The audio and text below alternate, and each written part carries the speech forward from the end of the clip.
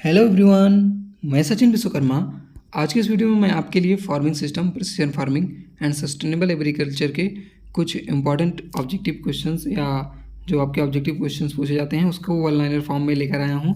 ये क्वेश्चंस बहुत ही ज़्यादा इंपॉर्टेंट हैं। इसको मैंने अपने हाथों से सिलेबस से छाँट कर बनाया हुआ है, जो कि बहुत ही ज़्यादा इंपॉर्टेंट हैं। और इसके आगे 1 से लेकर 25 तक क्वेश्चन मैंने सॉल्व कराया हुआ है, जो कि नेक्स्ट वीडियो में आपको मिल जाएगा। तो वो वीडियो की लिंक मैंने डिस्क्रिप्शन बॉक्स में दे रखी है, या फिर आप हमारे वीडियो के सेगमेंट में या वीडियो की जो प्लेलिस्ट है उसमें जाकर देख सकते हैं। तो चलिए वीडियो को शुरू करते हैं। क्वेश्चन है, सहकारी संयुक्त कृषि में भूमि का स्वामित्व होता है। सहकारी संयुक्त कृषि में भूमि का स्वामित्व होता है तो वो व्यक्तिगत होता है। अगला क्वेश्चन है, सहकारी सामूहिक खेती में खेती की जाती है तो सामूहिक रूप से की जाती है। यानी सहकारी सामूहिक खेती जो है ये सामूहिक रूप से की जाती है। अगला क्वेश्चन है, अरेबल फसलों के लिए आवश्यक क्रिया है। अरेबल फसलों के लिए आवश्यक क्रिया है जुताई, यानी टिलेज। टिलेज जो है अरेबल फसलों के लिए उपयुक्त क्रिया मानी जाती है। अगला क्वेश्चन है, डैश फसलें खेत की सड़क के सहारे बाढ़ की तरह उगाई जाती हैं, उसे कहा जाता है एवेन्यू फसल, एवेन्यू क्रॉप कहा जाता है। अगला क्वेश्चन है, वे फसलें जिन्हें साथ साथ उगाने पर एक दूसरे को लाभान्वित करती हैं कहलाती हैं, इन्हें कहा जाता है पूरक फसलें, कॉम्प्लीमेंट्री क्रॉप्स कहा जाता है। जिन्हें कि एक साथ उगाते हैं, इंटरक्रॉपिंग में हम लोग 2 फसलें उगाते हैं। तो जब 2 फसलें जो है एक साथ उगाते हैं और वो दोनों एक दूसरे को लाभान्वित करती हैं, यानी दोनों को साथ उगाने से उत्पादन जो है बढ़ जाता है दोनों का, उसे कहा जाता है कॉम्प्लीमेंट्री या पूरक फसलें। ये क्वेश्चन जो है पिछली बार पेपर में आया हुआ था, पिछली बार का पेपर मैंने सॉल्व कराया हुआ है, तो आप लोग वीडियो के सेक्शन में जाकर उसे देख सकते हैं। और इस सब का PDF पाने के लिए आप हमारा टेलीग्राम चैनल ज्वाइन कर सकते हैं।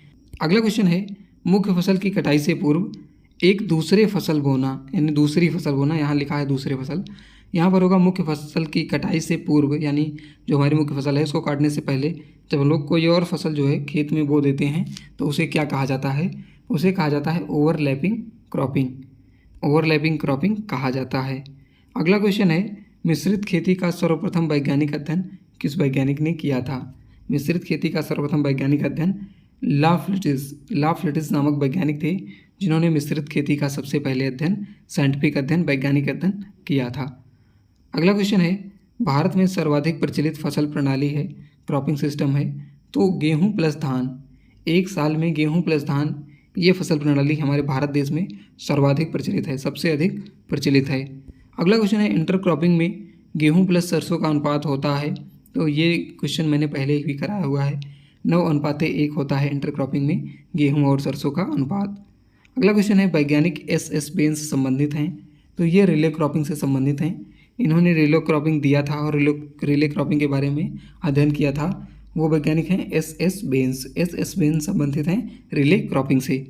अगला क्वेश्चन है, एक वर्ष में एक ही खेत में 3 फसलें क्रमवार उगाना, यानी एक साथ एक खेत में एक ही वर्ष में 3 फसलें लेना ट्रिपल क्रॉपिंग कहलाता है।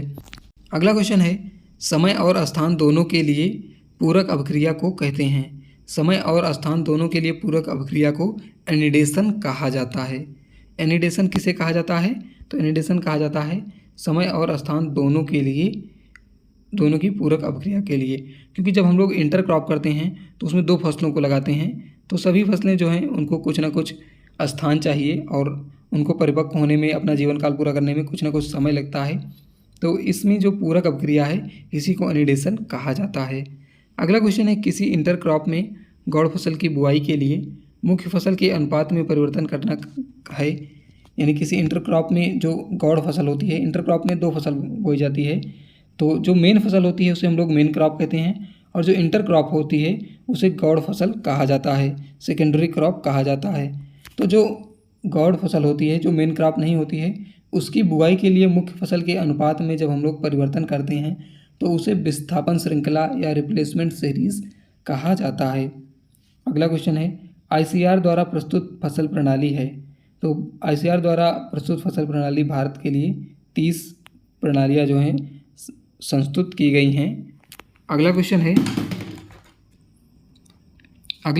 ICR द्वारा संस्तुत फसल प्रणाली। अगला क्वेश्चन है समानांतर फसलों के मध्य प्रतिस्पर्धा होती है।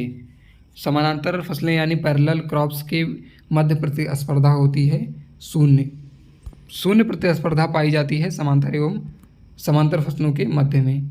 अगला क्वेश्चन है समानांतर खेती में फसलों के मध्य पाई जाती है शून्य प्रतिस्पर्धा अलग अलग विकास ढंग, यानी ये इसके लक्षण हैं। समानांतर खेती में फसलों के मध्य शून्य प्रतिस्पर्धा पाई जाती है और अलग अलग विकास ढंग पाया जाता है।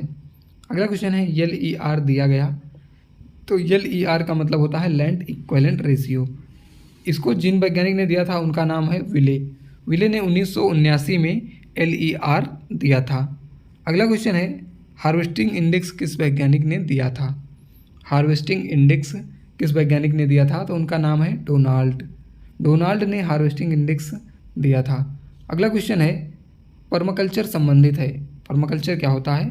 पर्माकल्चर का मतलब होता है अस्थायी कृषि यानी परमानेंट एग्रीकल्चर। अगला क्वेश्चन है डक फिश पैडी उदाहरण है। डक फिश पैडी उदाहरण है, तो ये है IFS का उदाहरण यानी integrated farming system. Integrated farming system का उदाहरण है डक फिश पैडी। अगला क्वेश्चन है पर्माकल्चर शब्द किसने दिया था, तो बिल मॉलिसन ने पर्माकल्चर शब्द दिया था।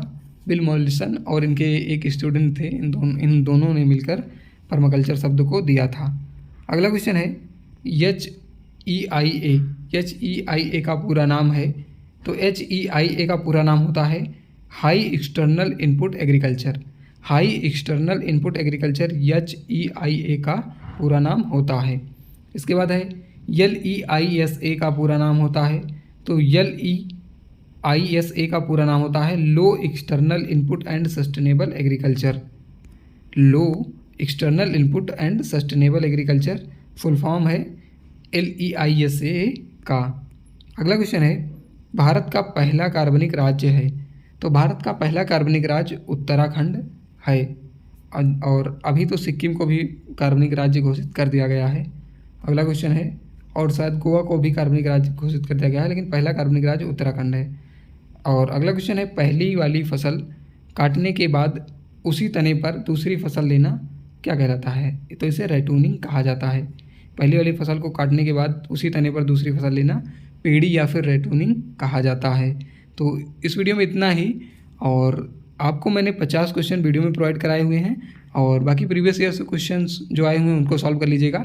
इतने क्वेश्चंस आपकी परीक्षा के लिए इंपॉर्टेंट हैं और इसे ज़रूर पढ़िएगा। वीडियो को लाइक करिएगा और चैनल पर नया है तो चैनल को सब्सक्राइब कर लीजिए और अपने दोस्तों के साथ शेयर कर दीजिए ताकि उनकी भी हेल्प हो सके।